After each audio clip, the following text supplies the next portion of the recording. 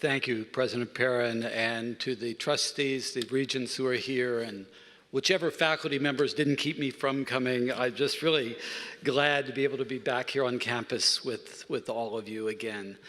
I will tell you this wasn't in the first one that some of you heard.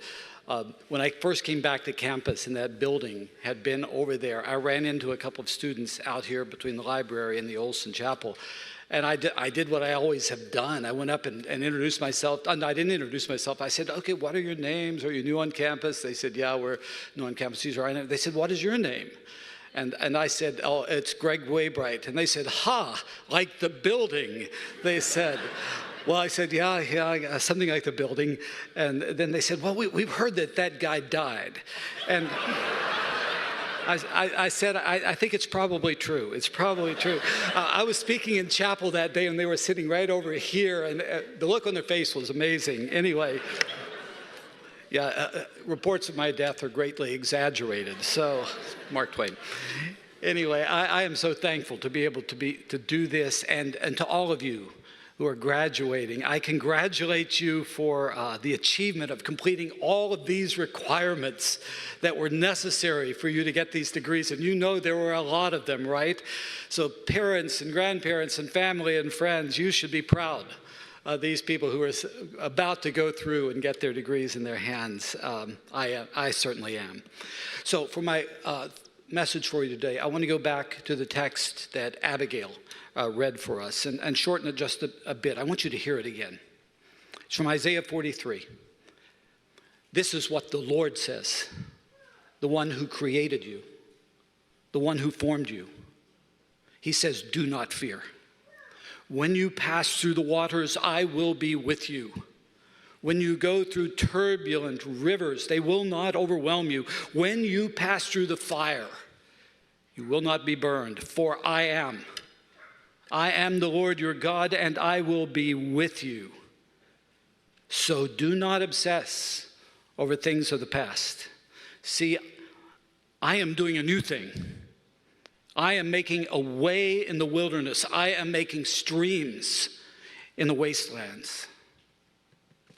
Now, a few years ago, right here in Olson Chapel, I learned a word from Dr. Timothy George, who is a friend. And that word is in the title of the message today. The word is ecotone. Ecotone. I'd never heard that word before. Anybody know that word? Well, I'm going to tell you what it's about. It's a word that largely comes out of weathercasting, of meteorology, and out of ecology. And an ecotonic space is where two ecosystems come together, and they blend into one another as they meet. So one example would be what's called an estuary. This is where a river flows into an ocean, where the tide meets the stream that comes in the other direction. I actually live in one of those ecotonic spaces in Colorado Springs is where I live now. So if you are to travel from Trinity and come out and visit me in the Springs, what you'll do is go through flat areas. The flatlands of Illinois, the flatness of Iowa and Nebraska and Kansas, and all the way across eastern Colorado until suddenly what emerges are the beautiful Rocky Mountains. Now, the thing about an ecotonic space is things change there. When you're riding in a boat down a river and you get to the ocean, you're not going to be able to probably take it in through that place. So an ecotonic space, things are changing. They are in flux. They're inherently unstable. They're ever shifting. And I'll tell you, in Colorado Springs, because it's where the plain meets the mountains, it's hard to tell the weather. We have 20 different microclimates in our one city limits. It's almost different everywhere that you live. So ecotones are usually fertile places where new things grow. Often hybrid forms of life are formed in those kinds of spaces. Beginnings are made, but they're also places of potential risk. And when you move from one of those kind of spaces into another, you have to change. Now, I think that the times people live in can be like ecotonic spaces. So I call these times that demand a change in your life, ecotonic moments. I believe, as I look at all of you graduates, I think the entire time you've been here at Trinity, you've been living in one of those ecotonic moments with all the ongoing political upheaval, with the racially rooted controversies and tragedies that have happened throughout our nation, with all the technological innovations that are happening, like the development of artificial intelligence. I mean, and on I can go. And if I'm right about this, that you're living in this kind of a time of cultural and societal change, it means that when you leave Trinity and you go from this place of study into wherever you will be going next, you should expect that you will have new opportunities. But at the same time, you're probably going to go into a world where there are going to be a lot of uncertainties, a lot of constant flux. So the question that I've had as I've thought about the words I want to give to you is, what should a university graduate do in times like these? And that, of course, is a big subject. It could be a whole course in the university. It could be books that people write. And knowing that I only have a few minutes to speak to you today, here's how I decided I would start as I was preparing this. I Googled what kind of school is Trinity International University. And in 0.55 seconds, this is the first answer I got. Trinity International University is a private Christian university located on Chicago's North Shore that has a commitment to excellence in education. So I thought I needed to look at another site too. So I went to another site, and I saw that the other site gave us high marks on academics and even on diversity. But it didn't give us high marks on being a party school. I don't know if that is true or not. They were right. Okay, I'm glad to find that out, you know. So, but I've decided today to focus on the Christian part. That doesn't surprise you. This is the part of the kind of education you've gotten here that I think is foundational to whatever changing kind of spaces or occupations you may ever walk into in your life. And what I have is just two pieces of counsel. As your brother in Christ who's walked with Jesus over 65 years, I want to give you just two pieces of counsel based upon that text that we read. Number one, what I want you to do today, knowing that things will change, is to nail down what the first thing is in your life. By first thing, I mean the most important thing in your life. And then hold on to that tightly. Make sure that it penetrates your entire being. Now, this is not the first time I've spoken about ecotonic moments. The church I last pastored was in Pasadena, California. I don't know if you know much about Pasadena, but their Caltech University is a part of the city, and also JPL, Jet Propulsion Laboratory / NASA, part of the city. So we had professors from Caltech, we had students from Caltech. We probably had 40 to 50 scientists and astrophysicists and rocket scientists who were a part of our church. And so this illustration of ecotonic moments really resonated with some of them. And after I first spoke about it, one of them, Professor Bill Iwan, who was a seismologist, rushed up to me afterwards. He told me he was excited about this illustration because not only was he a seismologist working with earthquakes, but his main area of teaching at Caltech was that he was educating students to work at the edges of the fundamental sciences that have to be learned in order to invent the technologies for the future. So he loved this illustration. And here's what he said to me. He said, Pastor Greg, the most important part of moving from one ecotone to another is determining what it is that you have to let go of and leave in the past because it can't go into the new one. But also to identify what it is you have to hold on to that's going to be absolutely essential for the future that is brought about. So graduates, I contend with all of my being that what you must keep at the center of your life is your relationship to God that comes through faith in Jesus. That God must be God in your life. The first commandment must be the first commandment in your life. Nothing in the place of God. Now, you may take it for granted or think that I should take it for granted that you graduated from a Christian school, of course you're not going to shove God out of the center of your life, but you know that that's not really true. Many who have sat where you're sitting have gone through hard times, especially through hard times, and have questioned their faith, or sometimes have simply allowed other things to crowd into their lives. And that's why I picked that Isaiah 43 text for you today, that when you pass through troubled waters, when you walk through turbulent rivers, even when you go through fires, I, the Lord who made you, will be with you. And nothing will harm you eternally, even in the uncertainties that new place brings. God will be there. There is no place that he is not. My question is, do you believe that? I've really felt like at a commencement like one here at Trinity, this is something I want you to nail down in your soul. I can only tell you after my many years of walking in many different places with Jesus that there will come times when you'll be hard-pressed to simply trust in God. And I have to confess to you that that's been true of my own walk with the Lord. Sometimes in Christian leadership, you can't tell anybody about that, but it's very real. One of the hardest times in my entire life was when my second daughter died in infancy. I was holding her in my arms in Fresno, California, when she breathed her last breath. One of the nurses was there with us. She claimed to be a Christian. And she turned to me, knowing that I was a pastor, and said, "You must not have really believed that God would heal or could heal your daughter. Otherwise, she would not have died." I tell you, I was so frustrated. I wanted to punch her in the nose.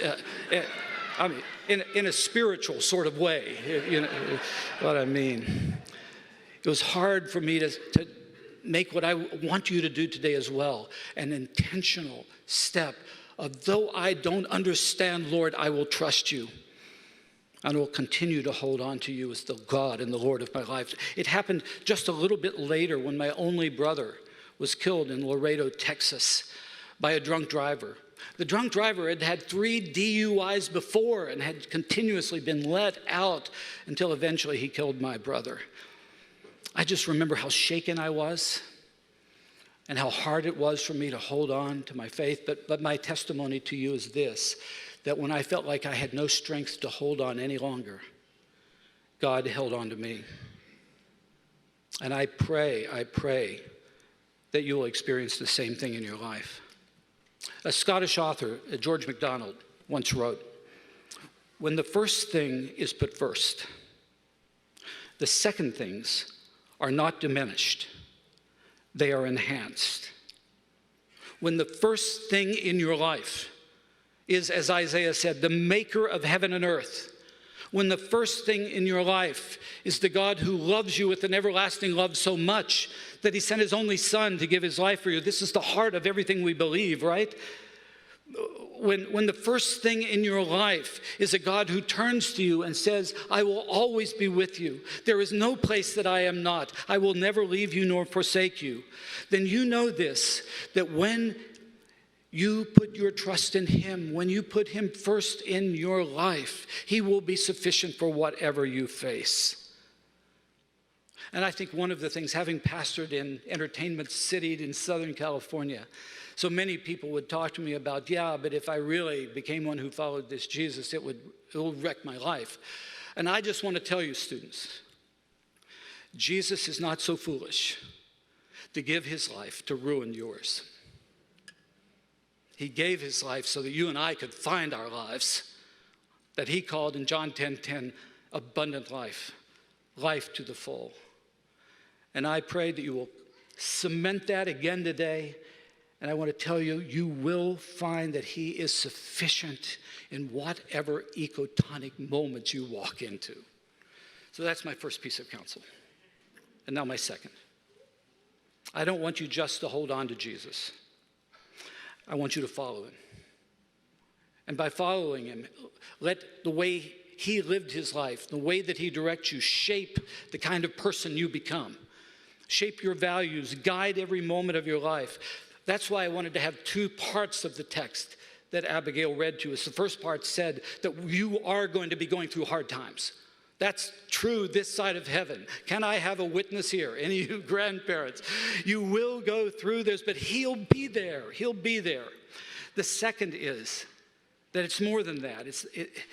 It's also that in the midst of all, even the hard things, God is at work in what he called, I am doing a new thing. I am creating paths in the wildernesses of this world. I am ready to place streams in the midst of the wastelands of this world.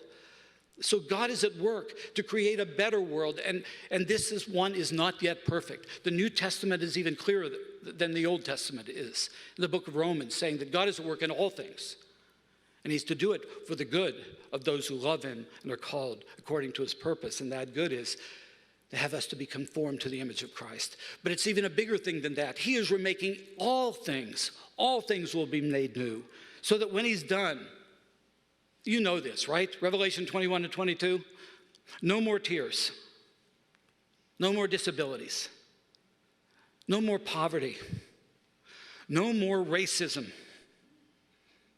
no more pandemics, no more death, no more the closings of places that we love.